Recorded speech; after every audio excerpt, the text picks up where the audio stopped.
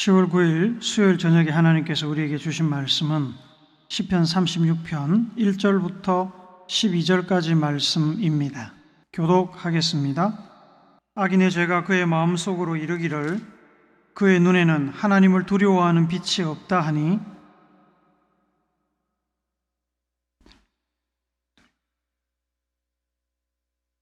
그의 입에서 나오는 말은 죄악과 속임이라. 그는 지혜와 선행을 그쳤도다.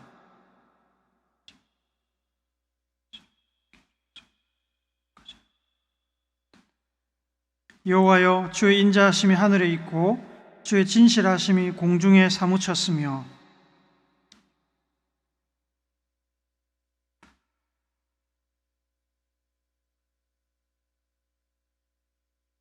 하나님이여, 주의 인자하심이 어찌 그리 보배로우신지요. 사람들이 주의 날개 그늘 아래에 피하나이다.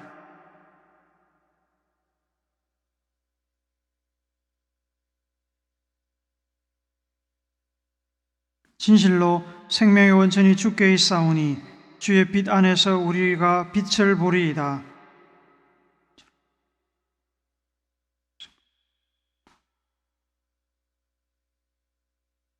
교만한 자들의 발이 내게 이르지 못하게 하시며 악인들의 손이 나를 쫓아내지 못하게 하소서.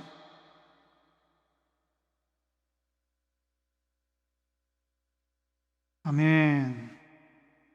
구약 성경에 보시면 하나님께서 애굽을 벗어나 가나안 땅으로 들어가는 이스라엘 백성들에게 땅을 나누어 주기 전에 특이한 명령을 하나 내리시는 것을 보게 됩니다. 이 특이한 명령은 이스라엘 백성들이 차지할 땅에서 최소 6곳을 지정하여 도피성이라는 장소를 만들라는 것입니다. 도피성은 이름 그대로 도피를 위한 성입니다. 이 성으로 도피하게 되면 일단 생명을 보존할 수 있습니다. 하나님의 명령으로 지어진 것이기에 이스라엘 백성 중 그 누구도 이곳으로 도피한 사람을 함부로 죽일 수 없었습니다. 이 도피성이 지어진 특별한 목적과 대상이 있었습니다. 우선 대상은 부지 중에 살인하게 된 사람입니다. 다른 말로 하면 의도하지 않고 실수로 사람을 죽인 살인자입니다. 현대의 법에도 의도를 가지고 살인한 사람과 실수로 혹은 우연히 살인한 사람을 똑같이 취급하지 않습니다. 의도를 가지고 사람을 죽이면 일반적인 살인죄에 해당하지만 실수나 우연히 사람을 죽이면 과실치사죄에 해당합니다. 도피성의 대상은 과실치사죄에 해당하는 살인자들입니다. 실수나 우연히 사람을 죽인 이들이 피해자의 가족들로부터 제대로 된 재판 없이 복수를 당하지 않도록 보호하고 정식 재판 후에 복수자들로부터 생명을 유지할 수 있도록 보호해 주는 것이 도피성의 목적입니다. 눈에는 눈, 이에는 이라는 동종복수법을 아시지요? 이 법으로 인해 가족이 살해된 사람들은 가해자를 죽일 수 있는 권한이 주어집니다. 가족을 살해한 사람에게 복수하는 것은 죄로 여기지 않았습니다. 물론 당한 만큼만 돌려주어야 합니다. 동종복수법은 과한 복수를 억제하기 위한 법입니다. 과실치사의 경우에 살인할 의도가 없었기 때문에 일반 살인자와 똑같이 취급해서는 안 된다는 것이 하나님의 뜻입니다. 생명을 다루는 일이기에 공평하고 정의로운 하나님께서 세심하게 죄를 구분하셨습니다. 하나님께서는 도피성을 이스라엘 전역에 설치하라고 명령하셨는데 요단강 동쪽에 베셀, 길랏, 라못, 바산, 골란 세 곳과 요단강 서쪽에 게데스, 세겜, 헤브론 세 곳을 더해 총 6곳입니다. 이 성들은 이스라엘 땅 어디에서 도망을 가도 50km 이내에 도달할 수 있는 장소들입니다. 실수로 사람을 죽이고 도망하는 사람들이 제대로 심판을 받기 전에 도망 도중에 복수당하지 않도록 신속하게 도달할 수 있는 거리에 세운 것입니다. 절차는 이렇습니다. 살인을 저지른 후에 도피성으로 피난하면 복수하려는 사람들은 일단 그 도망자를 죽일 수 없습니다. 도망자는 도피성에서 제사장이나 성읍의 장로들에게 재판을 받게 됩니다. 재판을 통해 도망자의 죄가 진짜로 과실치사인지 아니면 일반 살인인지를 가립니다. 일반 살인이면 공개적으로 처형을 시킵니다. 반면에 과실치사면 도피성에서만 살도록 거주가 제한됩니다. 살인 희생자의 가족들은 복수할 수 없습니다. 과실치사로 인정받아 도피성에 살게 된 사람은 도피성을 벗어날 수는 없는데 만약에 명령을 어기고 벗어났다가 복수자들에게 잡혀 죽으면 복수자들은 무죄가 됩니다. 과실치사를 인정받아 도피성에 살게 된 사람이 영원히 그 성에서 나가지 못하는 것은 아닙니다. 당대의 대제사장이 죽게 되면 도망자는 집으로 돌아갈 수 있습니다. 그리고 복수자들은 그를 죽일 수 없습니다. 만약에 죽이면 살인죄로 처벌을 받습니다. 현실적으로 의도성 없이 살인하게 된 사람들의 생명을 지켜주는 피난처가 된 도피성은 신앙적으로도 의미가 매우 큽니다. 마태복음 11장 28절에서 예수님께서는 말씀하십니다. 수고하고 무거운 짐진 자들아 다 내게로 오라 내가 너희를 쉬게 하리라. 하나님께서는 우리의 쉼터, 우리의 피난처 되십니다. 고난과 어려움 중에 피할 가장 안전한 피난처가 바로 우리 하나님입니다. 하나님께 피하는 사람은 그 어떤 위협도 걱정할 필요가 없습니다. 우리 하나님보다 더 강한 존재도 없고 너무 커서 하나님께서 감당할 수 없는 상황이나 문제도 없습니다. 객지 생활에 지친 이들이 돌아가 안식을 누릴 수 있는 고향과 같은 분이 하나님입니다. 삶에 지친 이들이 아무런 계산이나 조건 없이 찾아가 기댈 수 있는 부모님 같은 분이 하나님입니다. 사랑의 최후 보루인 부모가 우리를 버릴 수밖에 없는 그런 상황, 부모가 자식을 버려도 이해가 되는 그런 상황 가운데 있다 하더라도 하나님은 우리를 버리지 아니하시고 사랑으로 보호해 주시고 우리의 가장 좋은 피난처, 가장 안전한 도피성이 되십니다. 다윗이 오늘 시편을 기록한 시기를 특정할 수는 없지만 그가 자기를 쫓아오는 사람들로부터 도망다니고 있었던 것으로 생각됩니다. 어쩌면 사울 왕이 질투심에 그를 죽이려고 쫓아와서 도망다니던 때일 수도 있고 아니면 아들 압살롬의 반역으로 왕궁에서 나와 도망다니던 때일 수도 있습니다. 그가 도망자 신세였던 것으로 짐작하게 하는 표현들이 있는데 하나는 7절이고 다른 하나는 11절입니다. 7절에서 다윗은 사람들이 주의 날개 그늘 아래로 피하나이다 라고 고백합니다. 세상에서 가장 강하셔서 누구도 그분의 손에서 모래알 하나도 빼앗을 수 없는 하나님의 날개 그늘, 하나님의 품으로 달려가야 할 사람, 지금 당장 가장 다급하게 그 피난처가 필요한 사람은 다른 누구도 아닌 도망자 다윗 자신입니다. 하나님께 피해야 하는 자기의 처지를 자기와 비슷한 처지에 있을 수 있는 타인에게 이입시키고 있습니다. 11절에서 보다 구체적으로 표현을 하는데 11절 한 번 더 읽습니다. 시작. 교만한 자의 발이 내게 이르지 못하게 하시며 악인들의 손이 나를 쫓아내지 못하게 하소서. 교만한 자는 다윗을 쫓는 사람들, 악인들입니다. 교만한 악인들에 쫓기고 있는 다윗은 엄청나게 빠른 그들의 발이 자기를 추월하지 못하도록 막아달라고 그들의 손이 자기를 움켜잡아 하나님의 날개 그늘로부터 끌어내지 못하게 해달라고 간절히 구하고 있습니다. 다윗은 자기를 죽이려고 쫓아오는 악인들에 관해 1절부터 4절 말씀에서 진술하고 있습니다. 11절에서 시인 다윗이 자기를 쫓아오는 사람들을 교만한 사람들이라고 표현한 것은 1절, 2절 말씀 때문입니다. 한 번 더 읽습니다. 시작. 악인의 죄가 그의 마음속으로 이르기를 그의 눈에는 하나님을 두려워하는 빛이 없다 하니 그가 스스로 자랑하기를 자기의 죄악은 드러나지 아니하고 미워함을 받지도 아니하리라 함이로다. 공동번역 성경으로 한 번 더 읽습니다. 시작. 악한 자의 귀에는 죄의 속삭임뿐 하나님 두려운 생각은 염두에도 없다. 세상에 저밖에는 보이는 것이 없고 제 잘못을 찾아내어 고칠 생각은 꿈에도 없다. 다윗이 보니까 죄 없는 자기를 죽이려고 쫓아오는 이 악인들은 하나님을 전혀 두려워하지 않습니다. 하나님을 두려워하지 않으니까 무지한 다윗을 죽이는 것을 부끄러워하거나 무서워하지도 않습니다. 그들은 지금까지 살면서 하나님과 하나님의 말씀을 무시하는 죄를 많이 지었습니다. 그런데도 잘 살았습니다.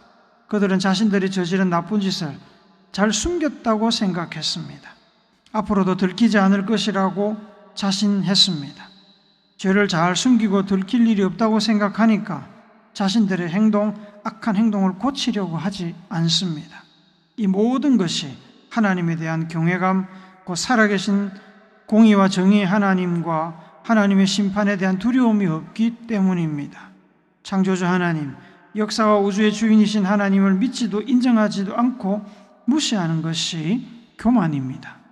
하나님을 인정하지 않으니 하나님의 말씀을 인정하지 않고 하나님의 말씀을 인정하지 않으니 하나님의 가르침에 순종하지 않습니다. 하나님의 가르침과 교훈이 삶의 기준이 되어 있지 않으니 육체의 정욕과 탐욕을 따라 행동합니다. 어떻게 가든 서울만 가면 된다는 목적지향적 생각을 가지고 죄악과 속임수를 당연하게 여깁니다. 밤낮으로 어떻게 하든지 자기 이익을 위해서 남에게 악을 행할 것만 고민하고 당연히 악을 거절하지도 않습니다. 자신이 행하는 악한 일에 부끄러움이 없습니다. 그러니 의로운 다윗을 죽이려고 달려드는 것입니다. 이렇게 자기를 죽이려는 사람들을 피해 도망다니던 다윗은 피난처를 찾아야 했습니다. 사울왕이 추격부대를 이끌고 다윗을 죽이려고 쫓아올 때 다윗은 살고자 몸을 숨기기 위해 온 유대 땅을 돌아다녔고 더 이상 유대 땅에서 피할 곳을 찾지 못하자 국경을 넘어 블레셋 땅까지 가서 도피처를 찾아야 했습니다.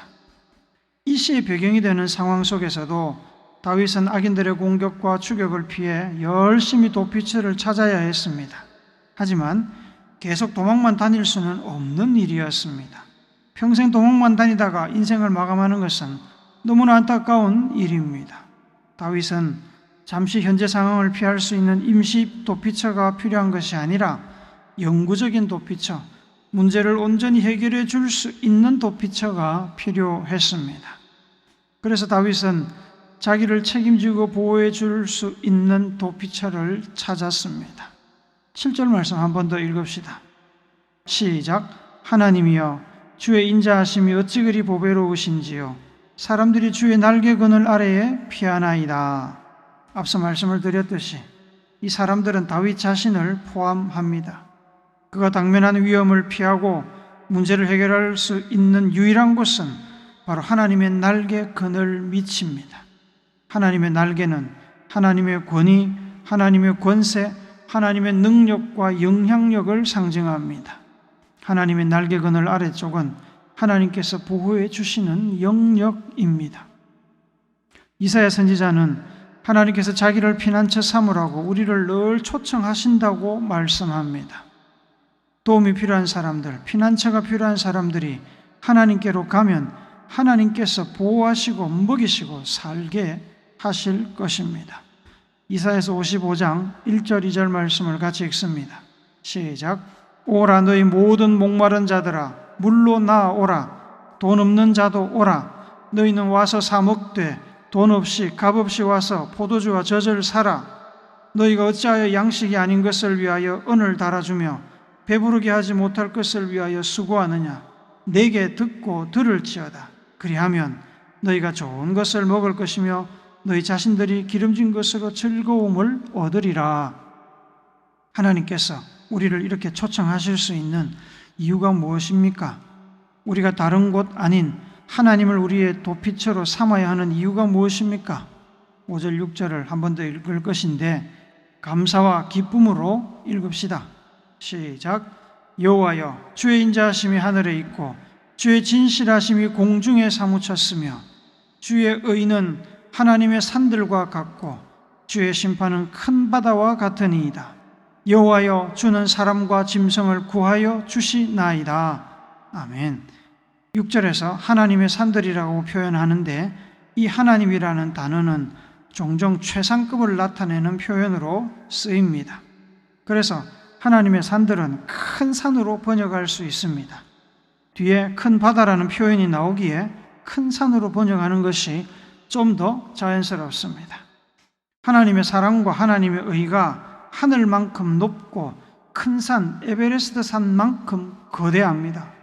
그 하나님께서는 자기에게 피하는 사람도 구원하시고 짐승도 구원하시고 모든 우주 만물을 구원하실 수 있는 분입니다. 그래서 하나님께서는 자신 있게 자기에게 오라고 말씀하시고 우리는 하나님의 날개 아래서 안심할 수 있습니다. 그뿐이겠습니까? 8절에 보시면 하나님께 피하는 자는 살진 짐승을 공급받아 먹게 될 것이고 하나님께서 주시는 축복의 강물을 마시게 될 것입니다. 9절에서는 하나님께서 생명의 원천이라고 합니다. 생명의 샘물이 하나님께 있습니다. 그 샘물을 마시는 사람은 예수님께서 사마리아 여인에게 말씀하신 것처럼 영생을 얻게 됩니다. 이사야서 12장 2절 3절을 같이 읽습니다. 보라, 하나님은 나의 구원이시라. 내가 신뢰하고 두려움이 없으리니 주 여호와는 나의 힘이시며 나의 노래시며 나의 구원이심이라. 그러므로 너희가 기쁨으로 구원의 우물들에서 물을 기르리로다. 또한 9절은 하나님께서 우리에게 빛이 되신다고 말씀합니다. 암흑 같은 고난 속에서 희망의 빛을 볼 수 없는 다윗에게, 죄로 인해 죽을 수밖에 없는 절망의 암흑 속에 살고 있는 우리에게 하나님은 생명의 빛이십니다. 유일한 빛입니다. 오직 하나님의 빛 안에서만 우리는 생명의 빛을 발견할 수 있습니다. 다른 빛은 없습니다. 시인 다윗은 이 하나님을 자기의 피난처, 도피처, 보호자, 구원자로 삼고 믿음으로 하나님께 도움을 구하는 기도를 올립니다. 10절을 세번역 성경으로 같이 읽습니다. 시작. 주님을 사랑하는 사람들에게는 주님께서 친히 한결같은 사랑을 베풀어 주십시오. 마음이 정직한 사람에게는 주님의 의를 변함없이 베풀어 주십시오. 지금까지 하나님을 사랑하는 자들을 사랑해 주신 것처럼 하나님을 사랑하는 자들이 하나님께 도움을 구할 때 앞으로도 계속 사랑해 달라는 요청입니다. 하나님 앞에서 하나님의 말씀을 모른 척하지 않고 죄를 가볍게 여기지 않고 심각하게 여기며 하나님 앞에서 순종하고 바르게 살고자 노력하는 이들, 곧 하나님과 하나님의 말씀에 정직한 이들에게 하나님의 의를 베풀어 달라고 기도합니다. 하나님의 의를 베풀어 달라는 말씀은 하나님의 약속대로, 약속하신 말씀대로, 공의대로 판단하셔서 이유 없이 고난 겪는 자들을 구원하시고 이유 없이 악을 행하는 악인들에게 심판과 복수를 해달라는 것입니다. 11절, 12절에서 좀 더 구체적인 기도의 내용이 나옵니다. 악인들의 추격을 피해 도망 중이니까 그들이 다윗을 찾아내지 못하도록, 따라잡지 못하도록 그들의 길을 막아주시고 눈을 멀게 해주시고 길을 찾아내지 못하게 해주셔서 죽음의 소나기에서 다윗을 구원해달라고 요청합니다. 하나님께서 다윗을 쫓아오는 이들과 그들의 말들의 다리를 부러뜨리셔서 넘어지게 하시고 다시는 일어나 다윗을 쫓아오지 못하게 해달라고 다윗은 간절히 구하고 있습니다. 사무엘하 22장에 보면 다윗이 이방민족과 사울의 손에서 구원받은 이후에 하나님께 드리는 찬양이 나옵니다. 사무엘하 22장 5절부터 7절 말씀을 같이 읽습니다. 시작. 사망의 물결이 나를 애우고 불의의 창수가 나를 두렵게 하였으며 수월의 줄이 나를 두르고 사망의 올무가 내게 이르렀도다. 내가 환난 중에서 여호와께 아뢰며 나의 하나님께 아뢰었더니 그가 그의 성전에서 내 소리를 들으시며 나의 부르짖음이 그의 귀에 들렸도다. 하나님께서는 하나님을 자기 피난처로 삼고 하나님께 피하며 하나님만 의지하는 다윗의 기도를 들으셨고 그를 구원하셨습니다. 구원받은 다윗의 찬양 사무엘하 22장 2절 3절을 같이 읽습니다. 시작. 이르되 여호와는 나의 반석이시요 나의 요새시요 나를 위하여 나를 건지시는 자시요 내가 피할 나의 반석의 하나님이시요 나의 방패시요 나의 구원의 뿌리시요 나의 높은 망대시요 그에게 피할 나의 피난처시요 나의 구원자시라.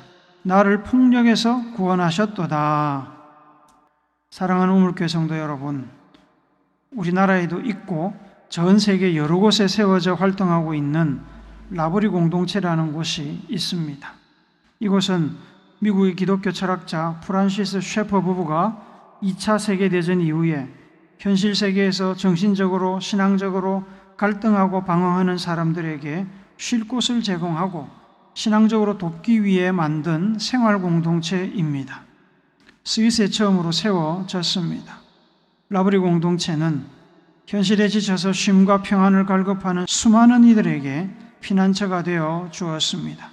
라브리는 불어로 피난처라는 뜻입니다.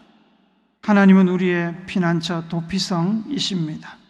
고난의 순간마다 어려운 일을 당할 때마다 누구든지 하나님께 달려가 피하며 도움을 구하면 하나님께서는 능력의 손으로 우리를 보호하시고 먹이시고 입히시고 새 힘을 주십니다. 독수리가 날개쳐 하늘로 비상하듯 우리를 세워주시는 분이십니다. 하나님을 유일한 피난처로 삼아 하나님께 달려가는 여러분 되시기를 바랍니다. 그리고 제자들을 품고 먹이시고 가르치시고 세워주신 예수님처럼 라브리 공동체처럼 우리도 공경에 처한 누군가의 피난처여 도피성이 되어줄 수 있기를 바랍니다. 우리 우물교회도 이 순천지역, 가곡동 지역 영혼들을 위한 예수님의 피난처, 도피성이 될 수 있기를 소원합니다. 그리하여 예수님의 사랑을 전파하고 예수님의 이름을 높이는 귀한 예수님의 제자들이 되기를 우리의 영원한 피난처 되시는 예수님의 거룩하신 이름으로 축복합니다. 아멘.